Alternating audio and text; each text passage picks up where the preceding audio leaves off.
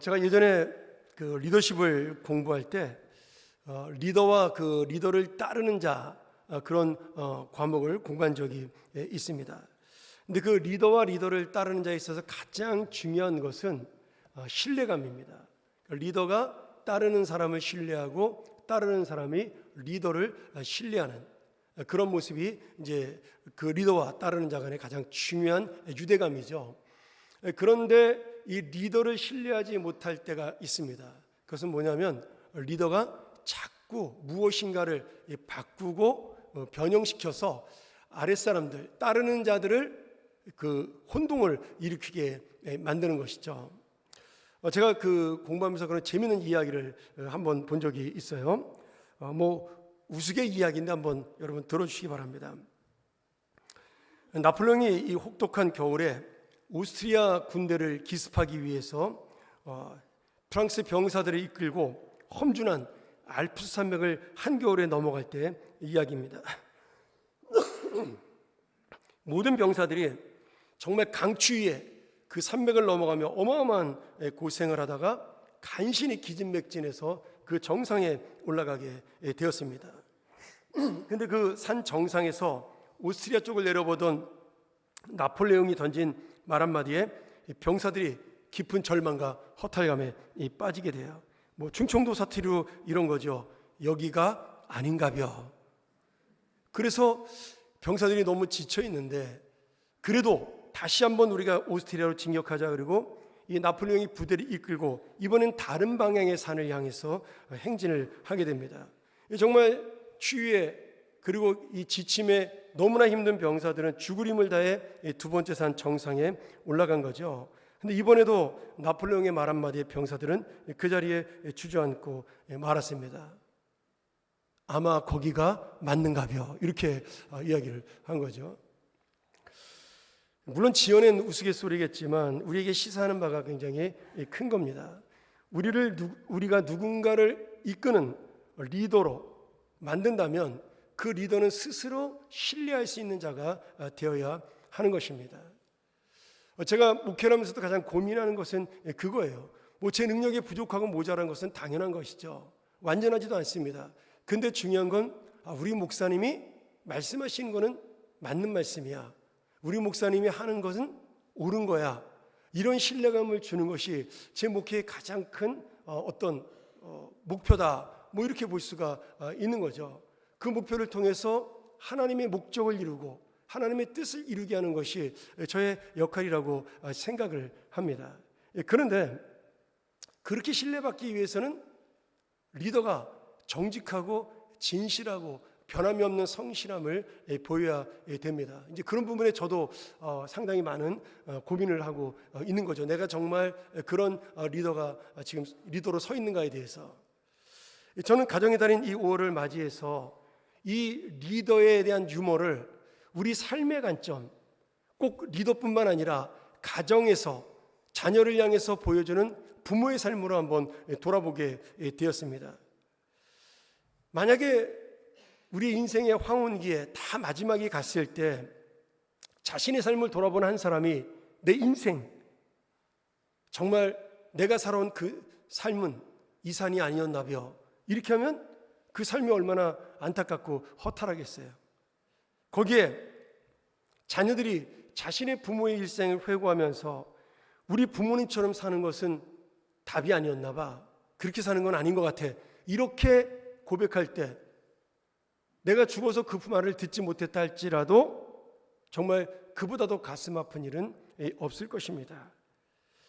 오늘 여러분, 저는 우리 교회 교인들이 전부 그랬으면 좋겠어요. 특별히 여기 어른들이 많이 계시니까 나중에 우리의 무덤에서 우리의 납골당해서 이 사랑하는 내 자녀와 손주들이 와서 참배를 하면서 아빠가 아들에게 또는 엄마가 딸에게 야, 너네 할아버지 할머니는 정말 믿음대로 사신 분이야. 저분의 믿음 때문에 우리 가정이 이렇게 복을 받고 잘 사는 거야. 그리고 이렇게 행복한 거야.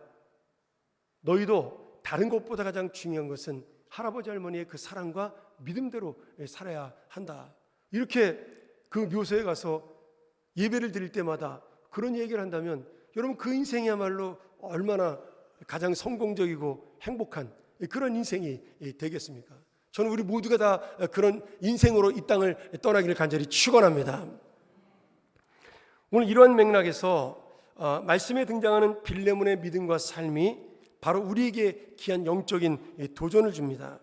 그는 신뢰받고 존경받는 그리스도인 성도의 어떤 모델이 될 뿐만 아니라 그의 삶을 묵상하면서 정말 이 빌레몬처럼 나의 삶은 참으로 믿음의 바른 길이었어. 이 산이 내가 살아온 인생의 산이 참으로 맞았구나. 저는 그런 고백이 우리 안에 있기를 간절히 소원하며 오늘 여러분에게 두 가지의 교훈을 가지고 말씀을 나누기 원합니다. 첫 번째는 사도 바울의 동역자가 된 빌레몬의 믿음입니다. 1절 말씀 한번 다시 볼까요? 그리스도 예수를 위하여 갇힌 자 된 바울과 및 형제 디모데는 우리의 사랑을 받는 자요 동역자인 빌레몬과. 지금 이 본문을 통해 우리는 분명히 빌레몬이 바울의 동역자라는 이야기를 통해 바울의 복음을 듣고 회심한 사람이라고 생각해 볼 수가 있습니다. 그리고 빌레몬은 바울의 동역자가 될 만큼 나중에 골로새 교회에 정말 칭찬받는 리더로 헌신하고 성장하는 그런 사람이 된 것이죠.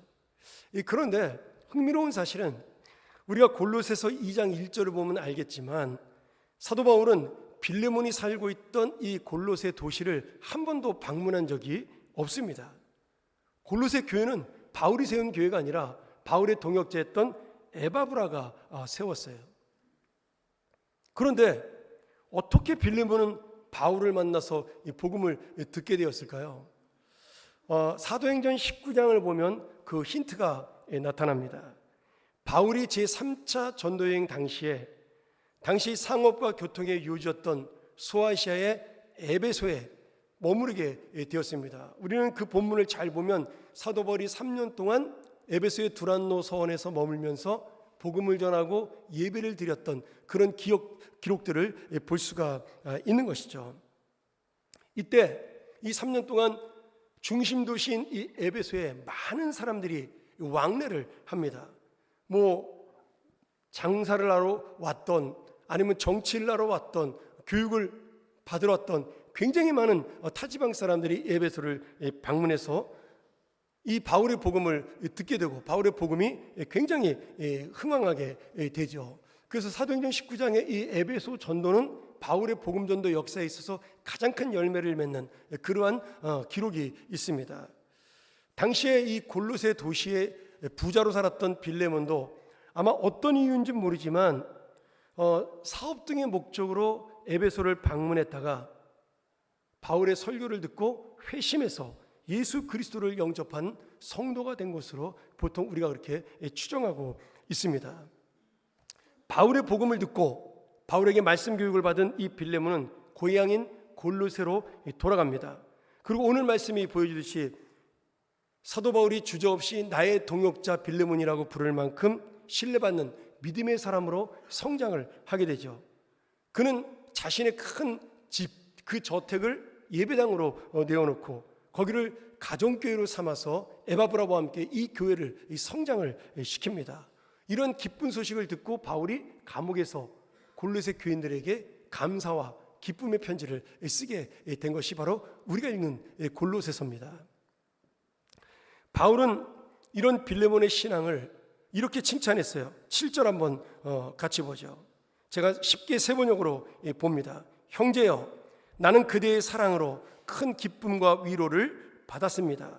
성도들이, 골로새 성도들이죠, 그대로 말미암아 마음에 생기를 얻었습니다. 지금 사도 바울이 어떤 칭찬을 해요? 당신의 그 헌신이 나를 기쁘게 하는 것뿐만 아니라 지금 이 골로새 교회 같은 성도들이 당신 때문에 마음에 생기를 얻었다. 이게 참 너무나 귀한 칭찬 아니겠어요? 한 사람 때문에, 이 빌레몬 때문에 그 마음속에 생명력을 얻었다는 거예요. 여기 생기는 어떤 생기예요? 예수 그리스도의 새로운 생명을 얻었다는 의미겠죠. 그러니 이 빌레몬은 목회자가 없던 이 골로새 교회를 정말 전심으로 헌신하고 세워서 말씀으로 키웠던 위대한 주님의 리더요, 사명자라고 볼 수가 있는 것입니다. 이런 빌레몬의 위대함은 단지 교회에서의 어떤 신앙적인 헌신에만 머물지 않았습니다. 그는 자신이 받은 주님의 그 십자가의 은혜를, 그 사랑의 빛을 현실의 삶 속에서 구체적인 희생으로 갚아낸 사랑의 실천자였어요. 우리가 지난주까지 깊이 나누었지만 빌레몬은 자신에게 막대한 재물의 손해를 입힌 오네시모를 바울의 부탁대로 용서하고 그를 자유로운 사람으로 풀어주어 바울의 동역자로 삼게 하는 그런 놀라운 사랑을 베풀어 주었습니다. 그 사랑이 오네시모 한 사람을 용서한 것으로 끝난 것이 아니라 이 도망자 오네시모가 나중에 초대교회 에베소 교회의 가장 큰 교회의 감독이 되어서 사도 바울의 책 이 13권을, 편지 13권을 정리하고 편집하는 위대한 일을 남긴 것이에요. 빌레몬 한 사람의 이 믿음과 사랑이 하나님의 나라를 얼마나 크게 확장시켰는지 우리는 볼 수가 있습니다. 저는 우리 교회 모든 어른들도 우리 후배들에게 그런 이야기를 들었으면 좋겠어요.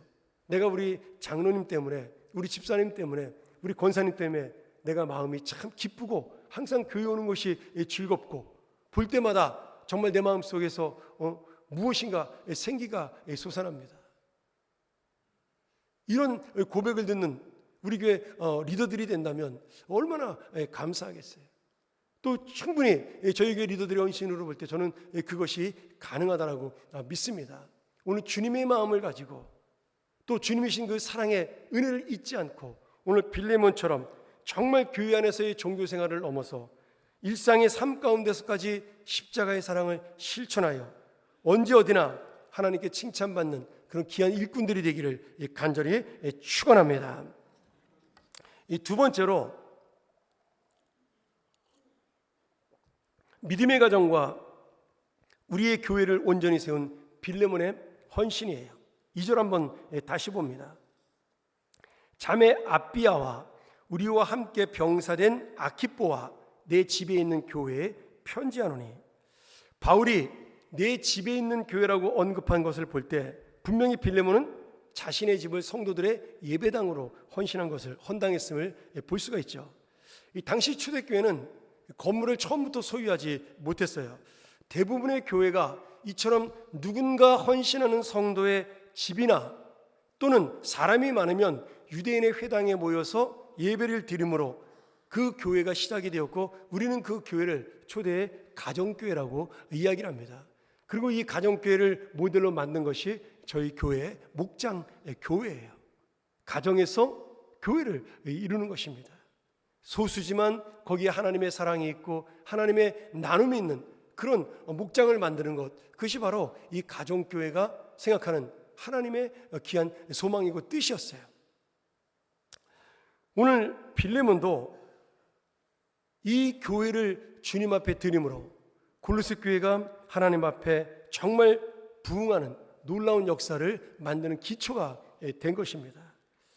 이 가정교회 하니까 제가 예전에 처음 개척했던 교회가 생각이 납니다. 제가 이제 박사과정 중에 그 오클라호마에 있던 교인들의 부탁을 받고 교회를 개척을 하게 되었습니다. 정말 그 동네가 어딘지도 몰라서 지도를 보고 이틀 동안 차를 몰고 운전만 제가 36시간을 해서 그 교회를 찾아갔어요. 중간에 하루 자고 갔더니 교인들만 있고 교회는 없었습니다. 그래서 그 저녁에 도착해서 하루 자고 그 다음날 교인들하고 만났는데 장로님 가정에서 교인들이 모이게 된 겁니다. 목사님, 저희가 목사님 오실 때를 대비해서 교회를 하나 지금 계약하고 있습니다. 그러니 우리 집에서 한 2달만 예배를 드리시면 될 것 같습니다. 그래서 그때부터 교회가 시작이 되었어요. 12명의 장년 성도와 아이들 한 6, 7명이 모여서 함께 교회를 시작을 했습니다. 미국 교회는, 미국 집은 집들이 크다잖아요. 그래서 아파트를 제외하고는 모든 싱글하우스라 그러죠. 개인 집들은 전부 굉장히 큽니다. 또 더군다나 시골 지방에 있는 교회들은 집들은 더 큰 거죠. 가봤더니 이 장로님 집이 거실도 뭐 한 20, 30명 앉을 만큼 넓지만 그 밑에 지하에 베이스먼트라고 거실과 방을 통째로 터서 만든 공간이 있었어요. 거기 뭐 한 50명도 앉겠더라고요. 그래서 거기에서 예배를 드리게 되었는데, 지금 우리가 앉고 있는 이런 의자를 코스트코에서 저희가 20개를 사가지고 예배를 시작하게 되었습니다. 첫날 다 같이 너무 감동을 받고 울면서 전교니 같이 울며 예배를 드렸던 그런 기억이 납니다. 그런데 예배를 드릴 때마다 가정집이니까 평상시에는 가정집으로 싸 주일마다 예배를 드리면 준비를 아침 일찍부터 해야 됩니다. 그 집의 가족들이, 자녀들이 헌신해서 아침에 의자를 세팅하고, 뭐 강대상은 아니지만 조그만 지휘대 단상 같은 것을 놓고, 그리고 소형 마이크 같은 것도 준비하고, 뭐 그러면서 준비를 하고, 권사님은 거기서 그 차를 끓여서 교인들이 오면 대접하고, 그런 일들을 봉사를 했어요. 그리고 교인들은 각자 집에서 음식을 하나씩 해갖고 와서 매주 파틀락으로 식사를 같이 나누는 그런 좋은 그런 예배의 경험을 하게 되었습니다. 그렇게 예배를 드렸던 교회가 점점점 부흥을 해서 저희가 미국 교회를 구입하게 되었고, 몇백 명이 들어갈 수 있는 교회에서 예배를 드리는 그런 기쁨도 맛보게 되었습니다. 그 교회를 처음 산 다음에 우리 교인들이 너무 좋아서 토요일마다, 제가 누구한테 청소하라고 이야기하지 않는데 자기들끼리 조를 짜고 와가지고 본당을 청소하고, 그 교육관실을 다 청소하고, 지하 식당을 청소하고, 목양실을 청소하는 모습을 보면서, 그것을 너무너무 즐거워하는 걸 보면서 제 마음속에 지금도 그때가 참 즐겁고 기뻤다라는 정말 좋은 아름다운 교회의 추억이라는 생각을 해보게 됩니다. 오늘 빌레몬의 집에서 시작된 이 가정교회도 전 다르지 않았을 것이라고 생각이 들어요. 이 가족들의 자발적인 헌신과 눈물 어린 희생, 그리고 성도들의 그 수고를 통해 이 교회는 부흥했고, 또 이 소식을 들은 사도 바울은 기쁨으로 자기는 감옥에 있지만 이 골로새 교회에 소식을 전할 수가 있었던 겁니다. 특별히 오늘 본문에 보면 아비아라는 자매와 아키포라는 그 남자가 등장합니다. 대부분의 성경학자들은 이 아비아를 빌레몬의 아내다 이렇게 이야기를 하고요, 아키포를 빌레몬의 아들이다 이렇게 이야기를 합니다. 지금 바울이 그 빌레몬의 아내 아비아를 다정하게 자매라고 부른다는 것은 이 아비아도 믿음이 있었다는 것을 볼 수가 있어요. 남편을 따라서 하나님 앞에 헌신된 자매로 그렇게 섰다라는 것을 볼 수가 있는 것이죠. 또한 아들인 이 아키포를 가리켜서 나와 함께 그리스도의 병사된 자라고 칭찬합니다. 이게 얼마나 놀라운 칭찬이에요. 너는 나와 함께 주님의 일을 같이 하는 그리스도의 군대다, 군사다, 병사다, 이렇게 칭찬을 한 거예요. 심지어 골로새서 4장 17절에 보면 바울은 아키포에게 특별히 아키포라는 이름을 지적하면서 주님 안에서 받은 직분을 잘 유지하여 그 직분을 감당하라고 그렇게 개인적으로 부탁을 할 정도로 이 아키포는 나중에 자라서 아버지의 뒤를 이어 그 교회의 리더로 성장을 하게 됩니다. 오늘 여러분, 이 빌레몬의 가정이야말로 우리가 꿈꾸는 가장 이상적인 믿음의 가정이다, 저는 그렇게 믿습니다. 가장인 빌레몬은 교회를 위해서 자신의 삶을 내어주는 리더로 헌신했고, 자녀들을, 또 아내를 잘 믿음으로 함께 양육하고 동행하여 아내와 그 아들 역시 믿음의 헌신에 동참하고 온 가족이 복음을 위해 살아가는, 자신이 가지고 있는 재물과 재능을 아낌없이 사용하는 그런 영광스러운 믿음의 명문가를 이루게 된 것이죠. 오늘 여러분, 우리 교회 본당에 지금 걸려있는 이 교회가 있는 가정, 가정이 있는 교회란 이 표야말로 빌레몬의 가정이 완벽하게 실천한 가정이다, 이렇게 볼 수가 있는 것이죠. 저는 우리 모든 가정들이 이렇게 되기를 소원합니다. 저도 남매를 양육했지만 이제 다 커서 뭐 자기들 밥벌이하고 살지만, 제가 우리 아이들에게 항상 하는 이야기가 있습니다. 너희들 돈 때문에 인생을 소비하지 마라. 돈은 너희들에게 절대 행복을 가져다 주지 못한다. 믿음으로 살아라. 그것이 너희들이 가장 행복하게 사는 그런 귀한 길이다. 제가 그 얘기를 많이 강조를 합니다. 뭐 아이들이 제 얘기를 듣는지 안 듣는지는 저 잘 모르겠습니다. 뭐 아직은 뭐 돈을 많이 벌 만큼의 직장이 아니기 때문에. 그러나 제 마음속의 소원은 그거예요. 제가 살아보니까 하루 3끼 밥 먹는 건 다 똑같더라고요. 바쁘면 2끼밖에 못 먹더라고요. 근데 우리는 어떻게 살아도 그렇게 살 수밖에 없는 인생인데 정말 이 세상에 잘못된 이 세속적 가치관 때문에 물질의 목숨을 걸고 우리의 인생을 붙잡혀서 살아갑니다. 근데 그게 얼마나 불행한 인생이에요. 사실 먹고 살 만큼의 적절한 양만 있어도 우리는 행복합니다. 가족끼리 화목하고 가족끼리 사랑하면 그것이야말로 행복이죠. 뭐 남들이 유럽 여행 간다. 그럼 저는 그냥 가까운 뭐 강원도 가면 되지 않겠습니까?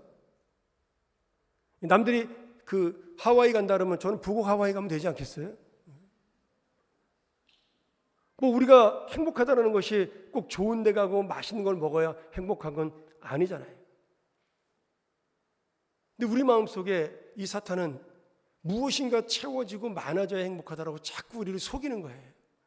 저는 우리 부모님들이 그 속임수에 넘어가지 아니하고 진짜 행복한 가정이 무엇인가를 믿음으로 보여주면서 정말 교회가 있는 가정, 가정이 있는 교회를 만들어 우리 자녀들이 이 길이 옳은 길이구나 그렇게 정말 고백하는 그런 귀한 가정이 되길 간절히 축원합니다. 우리가 아무리 이 세상 앞에서 진짜 모습을 포장하면 사람들은 속아요. 여러분도 저한테 속을 수 있습니다. 매일 양복 입고 이렇게 강단에 설교하면 우리 목사님 거룩해 보이지만 저 실제로 집에 가면 거룩한 사람 아니거든요.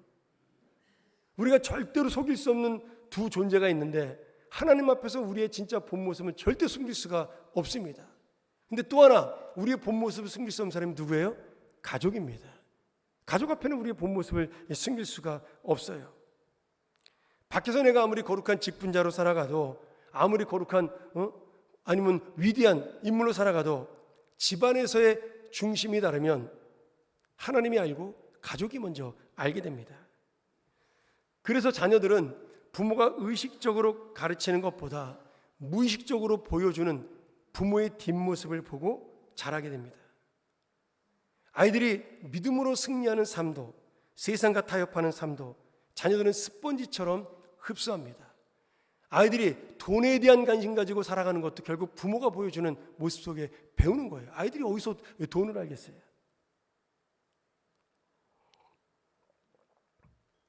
부모의 선한 성품도 정직함도 심지어 감추고 싶은 연약함과 거짓말까지도 우리 자녀들은 고스란히 부모로부터 배우게 됩니다. 그러기에 부모는 곧 자녀의 인생 거울이자 가장 강력한 모델입니다. 오늘 빌레몬은 교회 안에서 성도들의 훌륭한 모델이 되었을 뿐만 아니라 가정 안에서도 아내와 아들에게 완벽한 믿음의 모델이 되었기에 그 가정이 믿음의 가정으로 서게 된 것이죠. 그 결과 하나님의 생명력 넘치는 교회를 세우는 그런 귀한 일을 하게 되었고 위대한 지금도 칭찬받는 신앙의 가문을 이루게 됩니다. 제가 지난주하고 지지난주죠. 출석 통계를 보는데 제가 매주일 오후 예배 끝나고 나면 결석자들을 각 부서별로 다 받습니다. 그리고 제가 저녁 때까지 우리 결석하신 분들에게 제가 전화를 일일이 다 남자들한테 드리고 여자분들은 저희 아내가 이제 전화를 합니다. 근데 갑자기 지난주에 청소년부들이 3분의 1이 결석을 한 거예요. 보니까 날짜가 딱 중간고사 기간이에요. 제가 전사님에게 물어봤더니 그렇습니다. 주일날 학원 가느라고 아이들이 많이 빠졌다는 거죠. 제가 그 말을 들으면서 고민이 됐어요. 이 아이들이 주일날 학원 가고 교회를 안 나오면 나중에 자라서 공부같이 중요하고 급한 일이 또 생기면 교회는 또 마음대로 빠질 것이 아닌가. 이 주일이 얼마나 소중한가에 대한 그 어릴 때 마음이 심어주지 않다면 사실은 그 아이들의 믿음이 자라기가 쉽지 않은 거죠. 저는 좋은 신앙은 아닙니다만은 어릴 때 어머니가 주일 빠지면은 벼락 맞는다고 가르쳤어요. 옛날 어른들 좀 이렇게 조금 무지하시니까 막 그렇게 가르쳐가지고 주일날 교회를 빠지면 그날은 마치 길 가다가 돌멩이에 걸려 넘어져서 뭐 다리가 부러질 것처럼 그런 두려움 때문이라도 교회를 빠지지는 못했습니다. 좋은 신앙은 아닙니다. 따라하지 마세요. 그런데 지금 가만히 생각해 보면 그래도 그렇게 주의를 빠지지 못하도록 강조했기 때문에 오늘 내가 있지 않나 그런 생각을 해보게 되는 것이죠. 오늘 저는 이 세상에 많은 죄들이 있어요.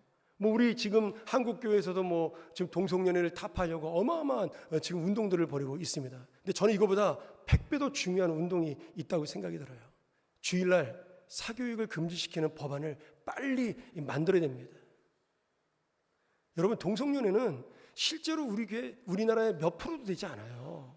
그런데 우리 아이들은 이 미래를 짊어지고 갈 이 교회의 장래 보물들이에요. 근데 아이들이 주일날 교회를 나오지 않을 만큼 공부한다면 이 교회가 어떻게 되겠어요? 저는 우리 한국 교회가 반드시 이 상태로 나가면 전 30년에서 50년 사이에 망한다라고 믿습니다. 확신해요. 왜요? 보세요. 아이는 한 가정당 하나도 잘 안 낳죠. 뭐 올해 좀 늘어가지고 뭐 0. 지금 뭐 8 몇인가요? 거기다가 주일날 교회까지 안 나오면 이 교회는 누가 나중에 지키게 됩니까? 교회의 위기는 순식간에 다가오게 되는 것이죠. 제가 가끔 신문 보면서 뭐 지금 4일째 근무를 해야 된다, 4.5일째 근무를 해야 된다, 뭐 이런 얘기 보면서 어이가 없을 때가 있습니다. 뭐 좋아요. 뭐 4일을 놀든 5일을 놀든 뭐 상관이 없습니다. 아이들은 7일을 공부시키면서 부모들은 4일을 놀라 그래요? 도둑놈이죠. 아동학대고 청소년 학대죠. 그렇지 않습니까? 자기들은 놀면서 애들 보고 공부하라 그러는 게 말이 돼요? 근데 우리는 버젓이 그것이 무슨 죄인지도 모르고 지금 그렇게 행하고 있는 겁니다. 제가 지난주에 그 대통령하고 뭐 그 교육부서랑 뭐 이렇게 약간 논쟁하는 모습을 신문에서 읽었습니다.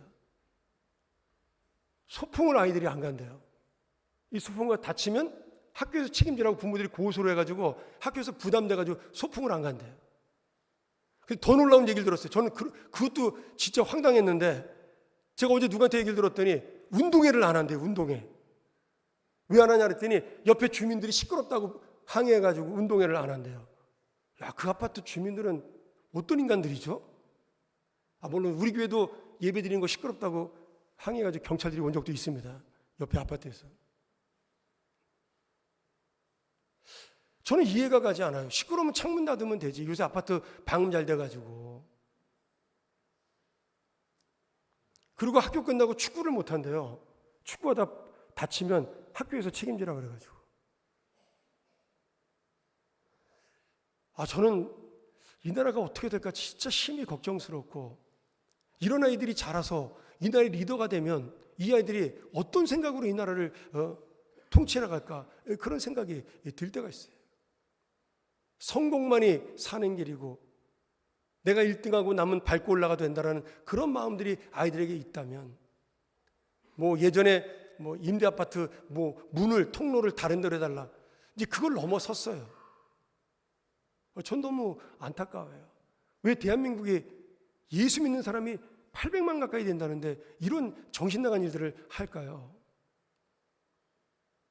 소돔과 고모라가 그 당시 고대 근동에 가장 잘 사는 나라였어요. 불타서 망했잖아요. 유황불 떨어져가지고. 바벨론 제국이 세계에서 가장 강한 나라였어요. 하룻밤 사이에 멸망했잖아요. 잘 사는 거, 떵떵거리고 부자로 사는 거, 여러분 하나님께서 한 번만 불어버리시면 다 날아가는 그런 헛된 것에 불과합니다. 두려워하고 우리가 무서워할 수 있어야 이 나라가, 이 교회가 생존할 수가 있는 것입니다. 저는 그래서 우리 교계 지도자들이 지금 동성연애 반대하는 거에 10분의 1만 아이들 주일 지키는 거 교육부서에 투서하고 데모하고 국회 앞에 가서 이 법안을 만들어 달라 그러면, 여러분 일주일에 하루 공부 못하게 하는 게 그게 잘못된 건가요? 난 그런 일에 앞장섰으면 좋겠어요. 지금도 우리 친구들하고 그런 얘기하면서 자주 어떻게 이것을 우리가 해결할 것인가 고민해요. 한번 여러분도 깊이 한번 생각을 해보세요. 정말 우리가 지금 지켜야 될 것이 무엇인가? 여러분들이 이렇게 예배 잘 드리고 성실하게 신앙생활 한다고 해서 하나님 나라가 밝은 것은 아닙니다. 누군가 그러더라고요. 학원의 능력이 교회의 능력보다 훨씬 강하고 담대하다. 우리가 이런 말을 듣고 정말 회개하지 못한다면 우리 교회뿐 아니라 한국교회는 없어져야 당연한 것입니다. 사랑하는 여러분, 이제 우리 자신을 돌아보면서 훗날 우리의 인생이 저물어갈 때 내가 나폴레옹의 군대처럼 이 산이 아니었나 보다 그런 고백이 나오면 여러분, 하나님은 얼마나 안타깝고 우리는 얼마나 괴롭겠어요. 그런 탄식하는 헛된 인생이 아니라 오늘 다시 한번 우리의 자녀들이 우리의 삶을 추억하면서 나도 우리 부모님이 걸어가신 그 믿음의 길을 걸어가야겠다. 그 길이 진정한 복의 길이고 그 길이 진정한 생명의 길이겠다. 이렇게 결단할 수 있는 오늘 영적 모델이 되기를 간절히 축원합니다. 그래서 빌레몬의 가정이 우리 교회에서 일어나고 온 가족이 주님과 함께 복음의 든든한 동역자로 세워지는 복되고 아름다운 인생, 아름다운 가정, 우리 정말 진실한 교회가 되기를 간절히 축원합니다. 우리 함께 이 시간 이 말씀 기억하며 기도하기를 원합니다. 하나님께서 정말 이 나라와 이 민족을 불쌍히 여기고 이 교회를 안타깝게 여기사 이 믿음이 회복되는 나라가 될 수 있도록 우리 아이들이 공부보다 중요한 정말 진리의 말씀을 소중히 여길 수 있도록 내가 그런 부모가 먼저 될 수 있도록 그래서 하나님의 복을 받는 가정이 될 수 있도록 우리 시간 함께 기도하며 나아갑니다.